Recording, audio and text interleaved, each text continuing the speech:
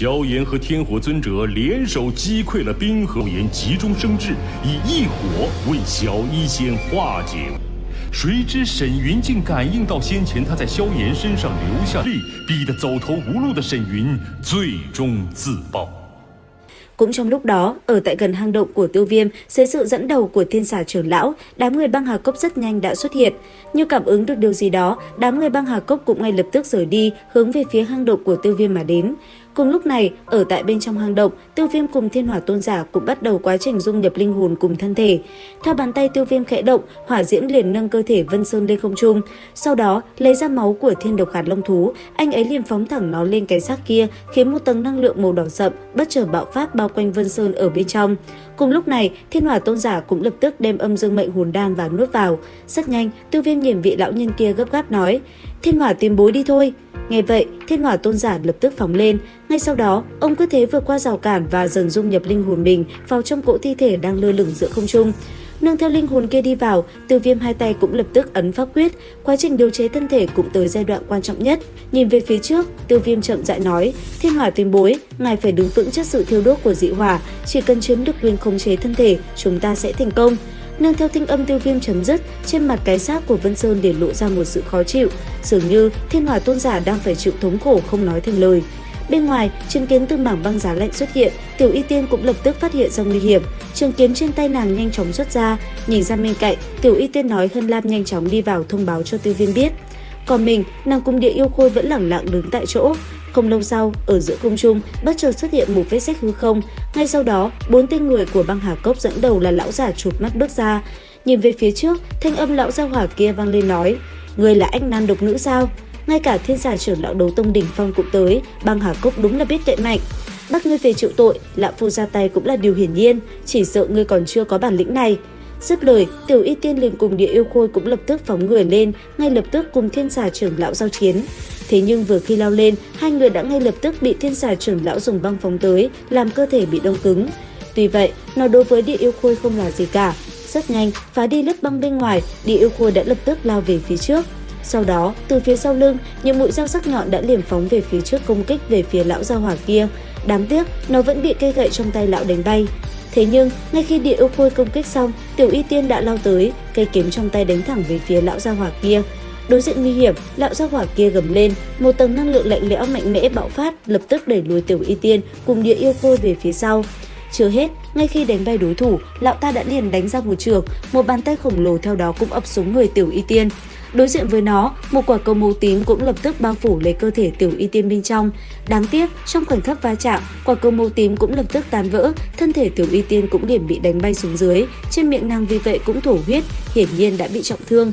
Thế vậy, Địa Yêu Khôi cũng liền lao lên tung quyền. Đáng tiếc, thân ảnh lão gia hỏa kia vô cùng quỷ dị, nháy mắt sau đã né hết toàn bộ công kích lao tới. Cứ thế, lão ta từng bước đi để lại tàn ảnh. Cuối cùng, chỉ nhẹ đập một nhát, Địa Yêu Khôi cũng liền bay về phía sau, thân thể sau đó bị đóng băng rơi xuống phía dưới. Còn ở dưới mặt đất, sau đòn khi nãy bị trúng chiêu, bàn chân Tiểu Y Tiên đã bị đóng băng và không thể di chuyển được nữa. Nhìn nàng, cái tên Thiên Xà trưởng lão kia cười nhạo, hắn cứ thế tiến tới. Đến đây, Tiểu Y Tiên gầm lên, độc tố hóa thành một con độc xà liền lao về phía đối thủ. Thế nhưng đáng tiếc, khi nó lao vào màn trắng kia đã ngay lập tức tan vỡ. Sau khắc đó, Tiểu Y Tiên đã không thể làm gì được nữa. Còn lão gia hỏa kia, chỉ trong nháy mắt, lão ta đã phóng ra hàng ngàn mũi băng về phía Tiểu Y Tiên, khiến nàng phải lập tức dùng ra màn chắn đón đỡ. Cuối cùng những mũi tên băng kia vẫn phá tan được tấm màn chắn bên ngoài cơ thể Tiểu Y Tiên, rồi chấn bay nàng về phía sau và đóng băng nàng vào một mảng băng khổng lồ ở trước cửa động. Sau khắc này, Tiểu Y Tiên đã không thể làm gì, nàng cứ thế bị băng phong vây kín cơ thể. Trong tình thế nguy cấp, hai mắt của Tiểu Y Tiên đã nổi lên từng sợi tơ máu màu tím đen quỷ dị, nàng cũng chuẩn bị giải khai ách nan độc thể ra bên ngoài. Thế nhưng, cũng đúng vào lúc này, bên trong hang động đột nhiên hiện lên một nụ cười quỷ dị. Sau đó, trọng xích bay ra liềm phá tan lớp băng đang phong ấn Tiểu Y Tiên. Tiếp theo, thân ảnh Tiêu Viêm chậm rãi xuất hiện, thanh âm vang lên nói: "Ta thấy vận khí của băng Hà Cốc không tồi, các ngươi chọn Lạc Thần Giản làm nơi chôn cất, quả là khôn ngoan đấy." Nghe vậy, Thiên Xà trưởng lão ánh mắt lên hướng về phía Tiêu Viêm, thế nhưng khi lão ta nhìn sang phía bên cạnh thì giật mình thốt lên nói: "Đấu tôn sao?" Còn Tiểu Y Tiên, nàng cũng bất ngờ hỏi: "Hai người thành công rồi sao?" Nghe thế, Tiêu Viêm gật đầu rồi hỏi lại: "Muội không sao chứ?" "Chỉ bị thương nhẹ thôi, không có gì đáng ngại." Nghe thấy lời Tiểu Y Tiên vừa dứt, Tiêu Viêm ánh mắt liền trở nên sắc bén, anh ấy nhìn tên kia nói: "Vị trưởng lão này xuống tay cũng không nhẹ nhỉ." Nghe thế, lão gia hỏa chuột mắt kia nhìn chằm chằm vào Thiên Hỏa Tôn giả đáp: Vị bằng hữu, trước kia ngươi mới chỉ là bát tinh đấu tông, bây giờ hẳn đã là đạt được thân thể rồi. Chuyện ngươi lấy mạng người của băng Hà Cốc, ta sẽ không truy cứu, hy vọng ngươi nể mặt cốc chủ mà rời khỏi đây. Ta với cốc chủ các ngươi không quen không biết, cho nên lão phu không cần phải nể mặt. Vị bằng hữu, ngươi thật sự muốn đối đầu với băng Hà Cốc phải không? Nếu như các ngươi đã đưa đến phần đại lễ như vậy thì ta cũng không khách khí. Đệ tử băng Hà Cốc nghe lệnh, kết thành Càn Long Huyền Minh trận. Dứt lời, theo lão giả chộp mắt dẫn đầu, đám người của băng Hà Cốc cũng nhanh chóng kết trận. Ở giữa trung tâm, thanh âm Thiên Xà trưởng lão vang lên quát: Càn Long Huyền Minh trận, huyết tế khởi minh long. Dứt lời, ở giữa trận pháp, một con hàm băng cự long dài chừng trăm trượng chậm rãi hiện ra trên bầu trời. Thấy vậy, Tiêu Viêm cùng mọi người nhìn thấy hàn băng cự long cũng khẽ nhíu mày, còn ở giữa không trung, tên chộp mắt khẽ nhìn Thiên Hỏa Tôn giả nói: Vị bằng hữu, giờ phút này ngươi rút lui vẫn còn kịp, băng Hà Cốc chúng ta vẫn xem ngươi như là khách quý. Phô trương thanh thế thôi, không có gì đáng kể, đây là ngươi tự chuốc lấy. Dứt lời, đôi mắt của Thiên Xà lóe lên hàn quang, hàn băng cự long trên không rít gào, miệng nó há lớn liền lao về phía Thiên Hỏa Tôn giả. Nhìn thấy băng hàn bay đến, ngón tay Thiên Hỏa Tôn giả khẽ động, không gian liền xuất hiện vết rách. Sau đó, ông liền đem công kích kia ném vào hư không. Làm xong, ông liền thi triển một chiêu không gian xảo sát, đem con hàn băng cự long kia thôn phệ vào bên trong vết rách không gian.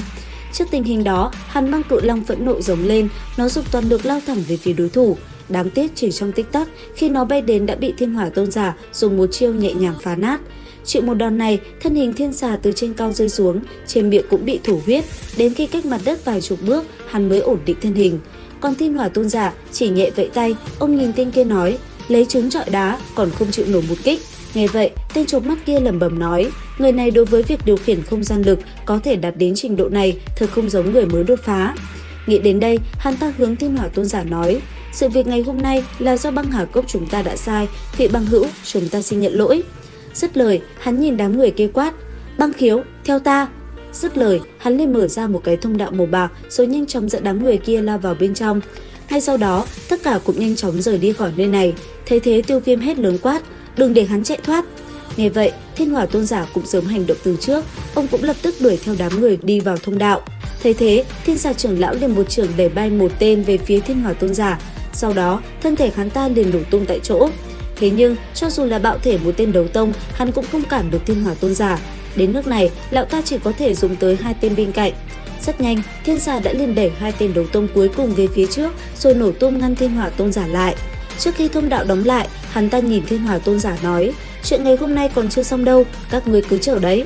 Để cho Thiên Xà thành công chạy trốn, Thiên Hỏa Tôn giả nhíu mày, lão liền lẩm bẩm mắng tên kia vài câu. Còn Tiêu Viêm và Tiểu Y Tiên, hai người rất nhanh đã lại gần ông, thanh âm vang lên nói: hắn thoát rồi sao? Đúng vậy, Thiên Hỏa Tôn giả mới khôi phục lại thân thể, tuy linh hồn lực lượng trong nháy mắt được đề thăng nhưng đấu khí vẫn chưa ổn định, nếu không tên kia sao có thể chạy thoát được. Bây giờ chúng ta phải đi đến một nơi bí mật nào đó để giải quyết ách nan độc thể của Tiểu Y Tiên đã. Đi đâu cũng được, tùy ý ngươi, ta cần một chỗ trí dương trí cương mới có thể áp chế được ách nan độc thể. Muội biết một nơi có năng lượng trí dương trí cương, đó là Dương Hỏa Cổ Đàn ở tại Đan Thành, nơi đó là cấm địa của Diệp gia. Theo lời muội nói thì Dương Hỏa Cổ Đàn là cấm địa của Diệp gia, như vậy bọn họ cũng sẽ không cho người ngoài tiến vào. Muội đã có cách, hy vọng là như vậy. Nếu như việc này thành công, ta nhất định sẽ giúp Diệp gia giải quyết khó khăn hiện tại. Tiêu Viêm đại ca, huynh yên tâm. Được, vậy chúng ta mau đi thôi. Dứt lời, mọi người cũng mau chóng phóng người đi rời khỏi nơi này. Đến đây thì hết tập 112/5 đấu phá thương khung. Xin chào và hẹn gặp lại.